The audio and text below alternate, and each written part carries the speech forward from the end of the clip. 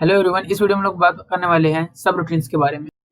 और सब रूटीन्स एक अच्छा तरीका होता है अपने प्रोग्राम को ऑर्गेनाइज करने का, और ये चीज़ सी लैंग्वेज से ही चली आ रही है।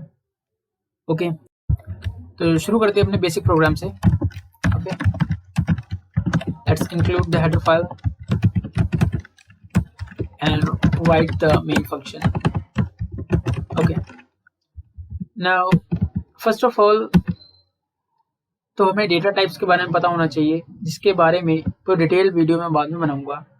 अभी के लिए आप इतना समझ लीजिए कि हमारे पास एक होता है डबल, एक होता है हमारे पास डबल, एक होता है फ्लोट, एक होता है कैरेक्टर, एक होता है इंटीजर। ठीक है, और इनके भी स्पेसिफायर्स होते हैं, type specifier, for example short, long और लॉन्ग, लॉन्ग एक्सेट्रा। ओके, तो इन पे ज़्यादा फोकस नहीं करेंगे। इंटीजर मीन्स दैट कि इस टाइप का जो वेरिएबल होगा या फिर इस टाइप का कुछ भी होगा वो इंटीजर्स के साथ ही वर्क कर सकता है, या फिर वो इंटीजर्स को स्टोर करेगा या उस पर वर्क करेगा। ठीक है, तो हम इंटीजर्स को ही कंसीडर करेंगे यहाँ पर, क्योंकि हमारा मेन इंटेंट यहाँ पर फंक्शंस को लर्न करना ही है। ओके, तो पहली बात तो फंक्शन क्या होता है। फंक्शन एक सब रूटीन है, यानी कि एक छोटा सा प्रोग्राम है, ऐसा कह सकते हैं, जिसका सिर्फ एक स्पेसिफिक टास्क है, जिसको सिर्फ डिफाइन किया गया है, डिज़ाइन किया गया है एक सिंगल टास्क को कंप्लीट करने के लिए। ठीक है, मल्टीपल टास्क के लिए फंक्शंस नहीं होते हैं। ओके, मल्टीपल टास्क के लिए हमें एक पूरा ऑब्जेक्ट बनाना होता है, उस ऑब्जेक्ट में मेंबर फंक्शंस होने चाहिए, जो कि C++ का पार्ट है।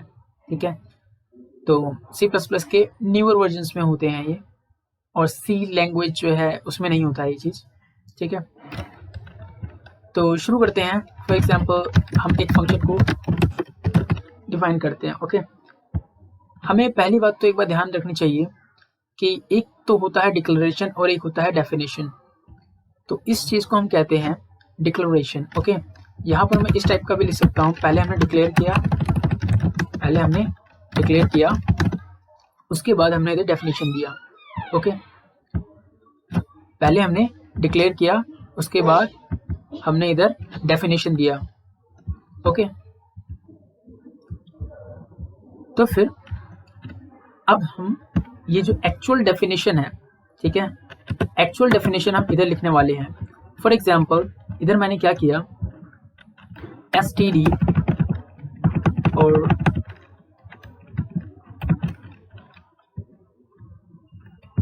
फॉर एग्जाम्पल यहाँ पर मैंने क्या किया, std cout, यहाँ पर मैंने ये चीज़ टाइप की। Okay, hello world, it's working. Okay, now we can call from here. Okay, just a spell mistake, return 0. Okay, now let's compile and rerun it.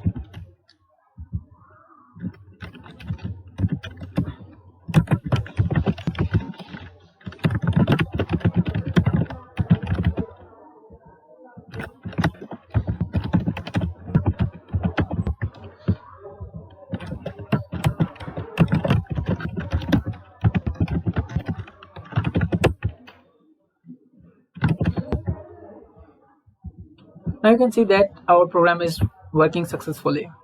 Okay, so what I want to actually illustrate you, अगर मान लीजिए अगर मैंने इसकी definition जो है यहाँ पर लिखी, ओके, और ये जो डिक्लेरेशन है मैंने यहाँ पर हटा दी। ओके, अगर ये चीज़ मैंने हटा दिया यहाँ पर, तब क्या होगा? Let's compile and see what happens.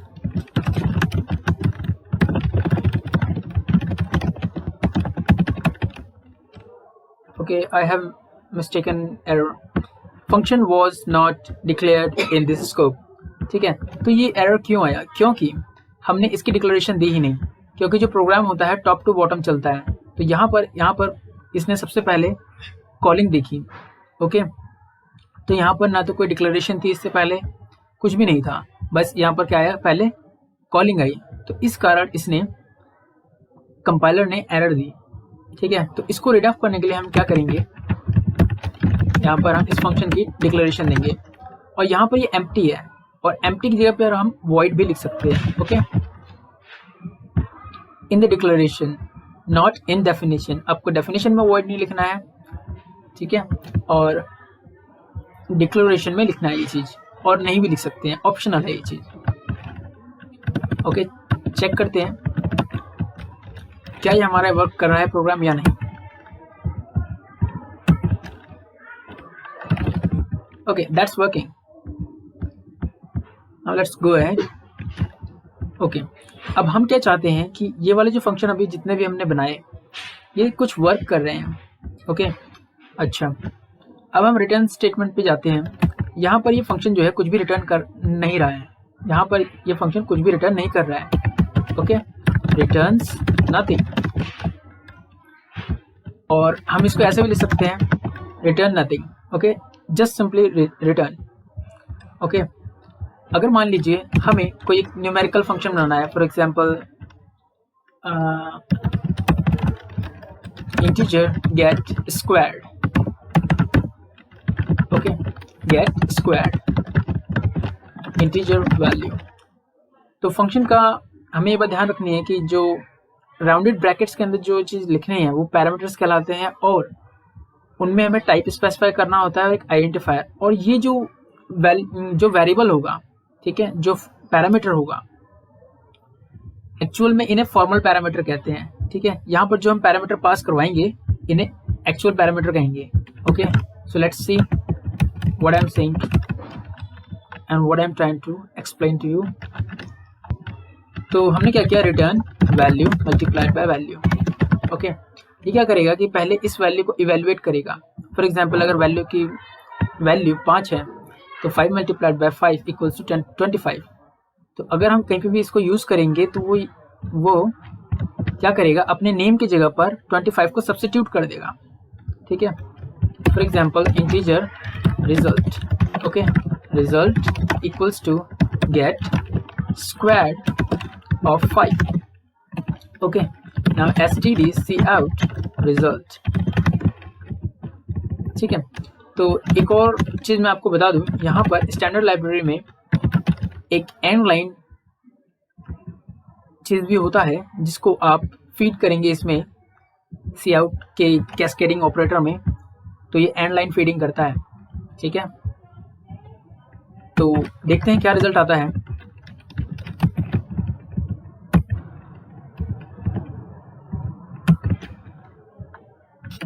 Compile हो चुका है हमारा प्रोग्राम, तो आप देख सकते हैं 25 इधर आ चुका है। ठीक है, तो इसी तरह ये फंक्शन वर्क करेंगे।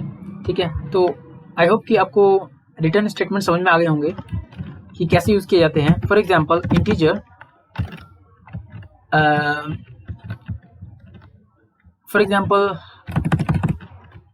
एग्जांपल हमें कोई एक ऐसा फंक्शन बनाना है जो चेक करेगा कि जो वैल्यू पास्ड है, जो आर्गुमेंट में पास किया गया है वैल्यू, क्या वो 2 का मल्टीपल है या नहीं। ठीक है, तो हम क्या करेंगे, इंटीजर रिटर्न टाइप हम उसका इंटीजर रखेंगे। इस चीज़ को हम रिटर्न टाइप बोलते हैं, ये बात ध्यान रखिएगा। और जो फंक्शन का ये जो पूरा प्रोटोटाइप है, ओके, इसको हम सिग्नेचर बोलते हैं। ठीक है, अगर कोई भी चीज़ में चेंज होगी तो हम कहेंगे कि इस पूरे का सिग्नेचर चेंज हो गया, इस पूरे फंक्शन का सिग्नेचर चेंज हो गया।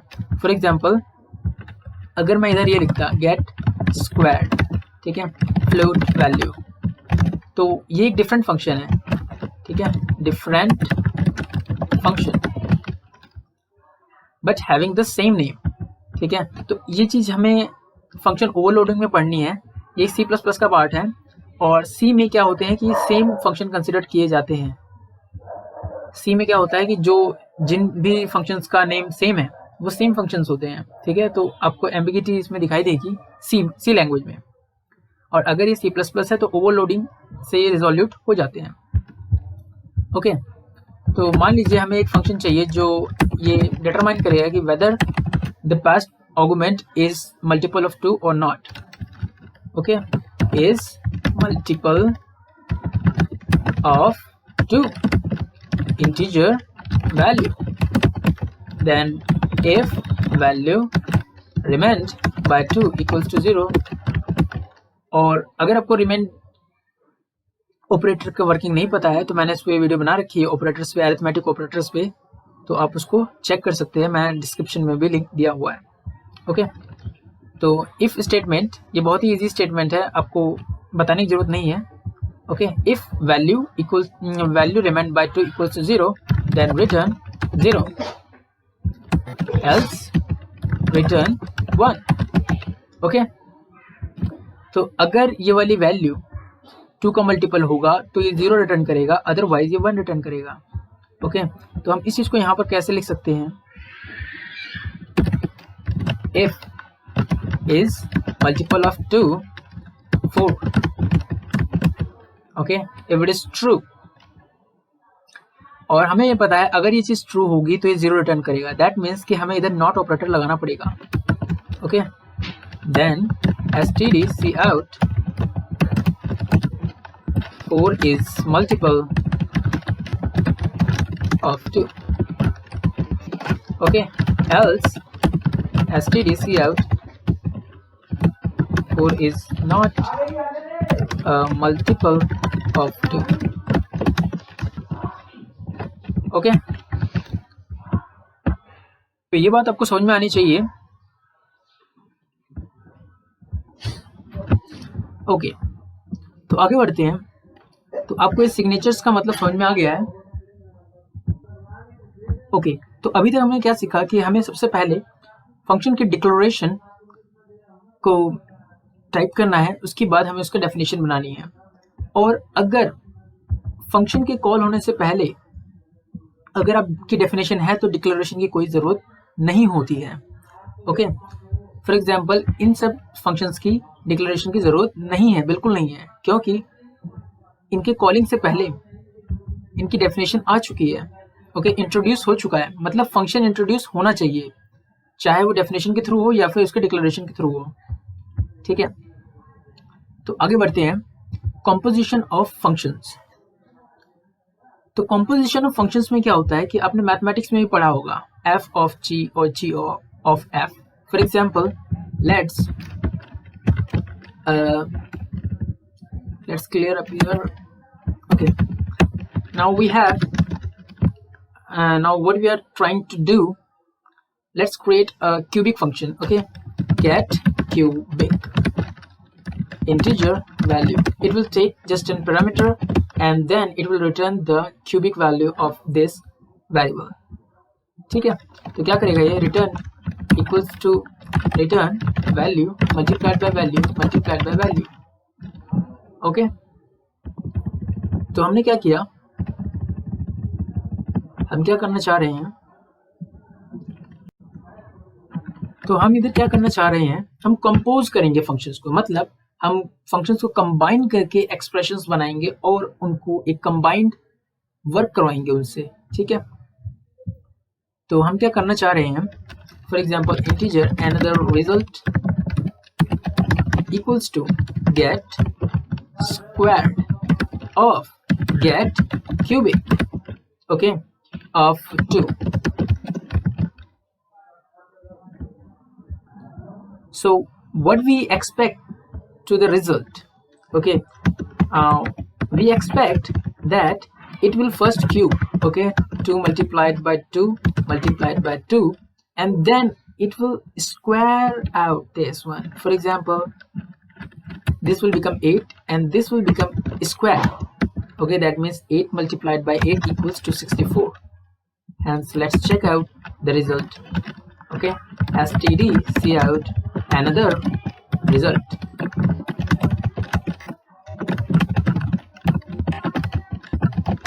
okay,